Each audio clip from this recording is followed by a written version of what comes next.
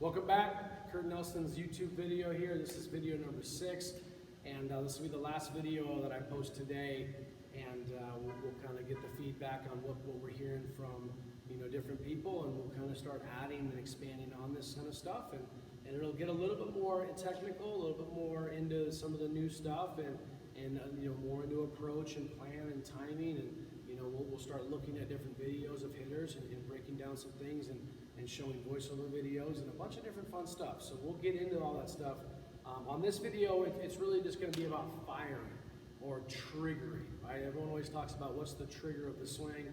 I see a whole bunch of drills over the years where they put hitters in kind of like the back heel up position. Hey, get to the position where your heel's up and your legs are gone, however they're doing it, whether they're doing it here, they're doing it here. So I actually challenge everybody, if you're sitting down watching this video right now, stand up and get yourself into an athletic position. Put yourself in like a position you would like to get to hit from. And all I want you to do is pop your back heel up. And I want you to try and flex your back butt cheek right now doing that. Try and take your back butt cheek and flex it with your back heel popped up. So if I turn around and show you, get to your hitting position and then pop your back heel up and try and flex your butt cheek. I got nothing. I can't flex my butt cheek from that position. I got no glute. And if I don't have that, I got no power. But now, from the hitting position with your back heel down, now try and flex it. I got it now. Now I have that butt cheek. I have that glute. I have my power there. So the connection on the ground with my back heel has a lot to do with power and adjustability. The hitters that are taught to pop the back heel up as they land, or to spin their hips as they land, because that's kind of the characteristics of spinning your hips, is the heel pops up and the hips open. Like it really immediately, we lose a lot. We lose a lot of the ground. We lose a lot of adjustability. We lose a lot of power. And ultimately, I think when we're talking about the trigger, the ground's the trigger, the ground triggers my core, right? The ground triggers my core. And oftentimes we'll see the back elbow kind of start to slot in, depending on the height of the hands and some different things. But we look at a lot of takes. Like, go watch a lot of takes. I used to love watching this Babe Ruth video that I had. I had a video of Babe Ruth, I think it was on Dustin Lynn's Google Drive or something, and he had kind of the funny little stance here and a big forward move. But when you watched him take, the back foot was interesting to me. The back foot, it kind of would drag on the ground. But when you watched him take a pitch and that heel never popped up, it just kind of shifted sideways here. It was interesting because obviously he's not thinking about popping the heel up. He's not trying to use the foot there. It's almost like that foot was like non-existent or like a dead foot almost. So then, okay, so then what's the trigger of my swing? And ultimately, I think that we talk about kind of, it's one way to say it, but it kind of resonates with a lot of hitters. We talk about humping the ball. It's like, how do I fire then, coach? What am I trying to fire?